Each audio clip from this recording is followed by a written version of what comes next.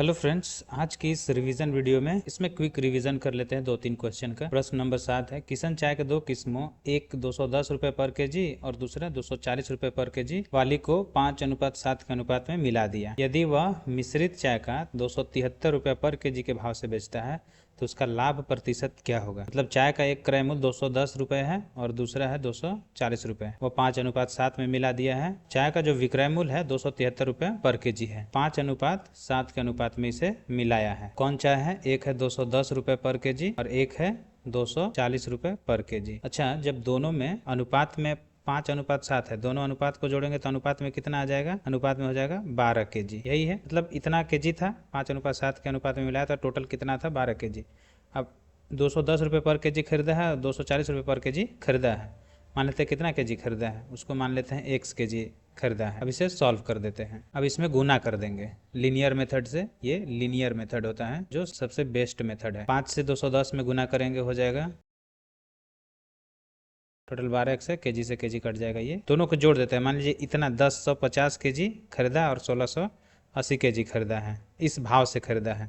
तो यहाँ से x का मान निकाल लेते हैं, किस भाव से खरीदा है वो चीज़ पता चल जाएगा। 1050 और 1680 जोड़ने पर कितना आ जाएगा? 2730 बराबर 12x। x का जब हम मान यहाँ से निकालेंगे 2730 बटा में 12 हो जाएगा। 3 से कटेगा, काट देंगे। 3 चौका 12, 3 9 27, 3 दहा में 30, 2 से फिर कटेगा, 2 दूना के 4, 2 चौका 8, 2 पचे 10 और फिर 2 पचे 10। x का मान कितना आ गया? 455 बटा में 2 आ गया। x का मान आया। x क्या था मेरा? cp था, मतलब जो खरीदा हुआ प्राइस था वो था। खरीदा हुआ प्राइस कितना निकल गया? cp कितना निकल गया मेरा? 455 बटा में 2। एसपी कितना दिया हुआ है? विक्रय मूल्य कितना के भाव से बेचा है? 273 के भाव से बेचा है यहाँ से। अब दोनों को कंपेयर कर लेते हैं। फ्रैक्शन में है, इसे स्टैंडर्ड फॉर्म में लाने के लिए क्या करेंगे? यहाँ से 2 से गुना कर देंगे और यहाँ भी 2 से गुना कर देंगे। कोई फर्क नहीं पड़ेगा, दोनों तरफ कर देंगे तो 2 से 2 ये कट जाएगा और 2 से इधर गुना कर देंगे।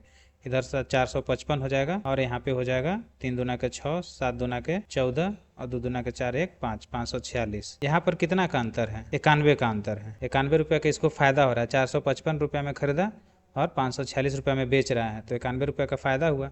91 रुपये किस पर फायदा हो रहा है? 455 पर। सीपी पर हमेशा निकाला जाता है लाभ प्रतिशत। 100 से इसलिए गुना करेंगे क्योंकि लाभ प्रतिशत पूछा गया है। 5 से काट देंगे, 5 20 बार में कट जाएगा 100, 5 9 45, 5 1 5, 91 से 91 कट जाएगा, कितना बच गया? 20% लाभ हो रहा है, आंसर हो जाएगा। नेक्स्ट क्वेश्चन देख लेते हैं। प्रश्न नंबर 8, 2 बर्तन एम और एन के मिश्रणों में दूध और पानी क्रमशः 3:4 में है और एन में 9:5 में है। एम तथा एन के मिश्रणों की मात्राएं किस अनुपात में ले जाए? मतलब दोनों बर्तनों में से किस अनुपात में ले जाए जिसमें नया बर्तन अनुपात कितना हो जाए? 4:3 हो जाए। एम बर्तन में दूध पानी का अनुपात 3:4 है, एन बर्तन में दूध पानी का अनुपात 9:5 है, नया बर्तन में दूध पानी का अनुपात 4:3 है। यहाँ से हम दूध पर एलिगेशन मेथड लगाने जा रहे हैं। आप पानी पर भी लगा सकते हैं, उधर से भी निकल जाता है। पहले हम यहाँ दूध से निकाल कर दे। पहले बर्तन में दूध की मात्रा कितनी है? एम बर्तन में दूध की मात्रा, तो दूध की मात्रा यहाँ पे 3 दिया हुआ है, 3 लिखेंगे। कितना में? टोटल कितना है? 3 और 4 है, 7 है। दोनों को जोड़ के यहाँ पे लिख लेंगे। एन बर्तन का निकालेंगे तो दूध की मात्रा यहाँ पे 9 है। कितना में? टोटल अनुपात में 9 और 5 14 है, तो 14 में 9 है। नया वाला बर्तन में कितना है? दूध की मात्रा यहाँ पे 4 दिया हुआ है, टोटल में 4 और 3 7, टोटल कितना है? 7 है। अब यहाँ से एलिगेशन मेथड लगाएंगे। चूंकि ये रेशियो जब हम निकालते हैं तो स्टैंडर्ड फॉर्म में होना चाहिए।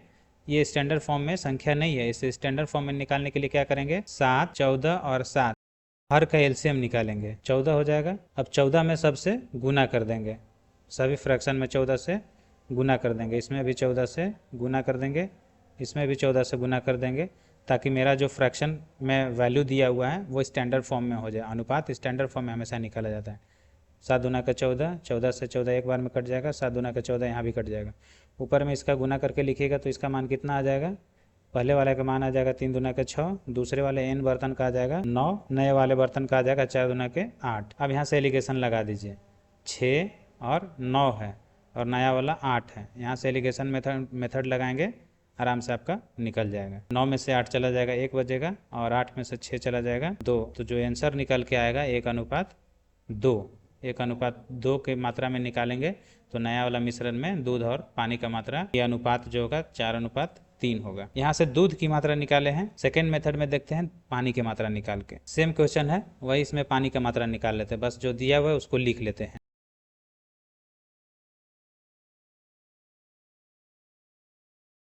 अब यहाँ से पानी की मात्रा m बर्तन में कितना हो जाएगा, पानी की मात्रा यहाँ पे 4 है, कितना में टोटल 7 है। n बर्तन में कितना है, पानी की मात्रा 5 है, टोटल में 14 में 5 है। नया बर्तन में कितना हो जाएगा, पानी 3 हो जाएगा, कितना में 7 में। यहाँ से भी सब में एलसीएम निकालेंगे, 7, 14 और 7 का एलसीएम निकालेंगे और गुना कर देंगे एलसीएम से सभी फ्रैक्शन में, स्टैंडर्ड फॉर्म में निकालने के लिए। 7 दूना का 14, 14 से 14 कट जाएगा, 7 दूना का 14, यहाँ निकल के आ जाएगा 8, यहाँ निकल के आ जाएगा 5, यहाँ निकल के आ जाएगा 6। अब जो एलिगेशन लगाएंगे आसान होगा एलिगेशन। आप फ्रैक्शन में भी एलिगेशन लगा के आप निकाल सकते हैं, बट कैलकुलेटिव हो जाएगा ज़्यादा, इसलिए ऐसा सलाह नहीं मैं देता हूँ कि वहाँ से कैलकुलेटिव हो जाए और वहाँ से आपको ज़्यादा कॉम्प्लिकेटेड हो जाए क्वेश्चन। 8 और 5 और यहाँ से 6, इसमें एलिगेशन आप लगाएंगे तो क्या हो जाएगा, यहाँ पे 5 और 1 हो जाएगा और 8 में से 6 जाएगा, 2 हो जाएगा। फिर से वही मेरा आंसर आ जाएगा, 1:2 आ जाएगा। पानी और दूध की मात्रा किसी में से भी निकालिएगा तो सेम ही आंसर आएगा। पिछले वाले क्वेश्चन में दूध की मात्रा से निकाल के दिखाए थे और अभी वाले क्वेश्चन में पानी की मात्रा से निकाल के इसमें देखे हैं हम लोग। नेक्स्ट क्वेश्चन देख लेते हैं। एक प्रयोगशाला में 2 बर्तनों में क्रमशः 4:5, 5:1 और अम्ल जल का मिश्रण है। सेम क्वेश्चन है, बस यहाँ अम्ल और जल कर दिया है। जो डेटा दिया हुआ है बस वो लिख लेते हैं हम।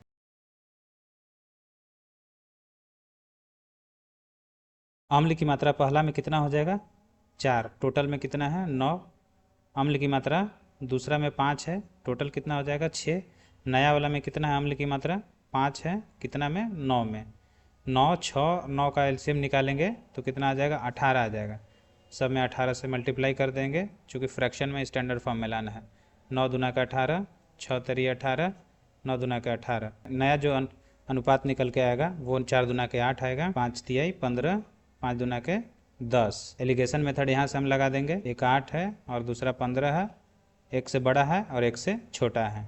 एलिगेशन मेथड आप लगाएंगे, क्रॉस में घटा के लिखते हैं। 15 में से 10 घटा देंगे, यहाँ 5 आ जाएगा, 10 में से 8 घटा देंगे, 2 आ जाएगा। इसी अनुपात में मिलाने पर, मात्रा मिलाने पर अम्ल और जल का 5:4 होगा नए वाले बर्तन में। सेम क्वेश्चन था। आई होप आपको ये समझ में आया होगा।